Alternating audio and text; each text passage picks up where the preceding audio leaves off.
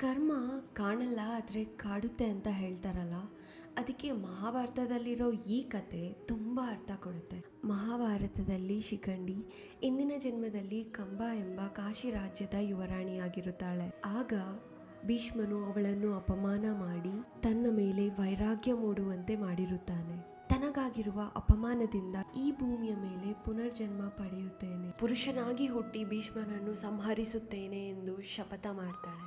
ನಂತರ ಆಕೆ ಶಿಖಂಡಿಯ ಹೆಸರಲ್ಲಿ ಪುನರ್ಜನ್ಮವನ್ನು ಪಡೆದು ಕುರುಕ್ಷೇತ್ರದಲ್ಲಿ ಬಲಿಷ್ಠ ಯೋಧನಾದ ಭೀಷ್ಮನ ಮುಂದೆ ಬಂದು ನಿಲ್ತಾಳೆ. ಆಗ ಭೀಷ್ಮನ ಕಣ್ಣಲ್ಲಿ ಶಿಖಂಡಿಯು ಅಂಬೆ ಎನ್ನುವ ಮಹಿಳೆಯಾಗಿ ಕಾಣಿಸುತ್ತಾಳೆ.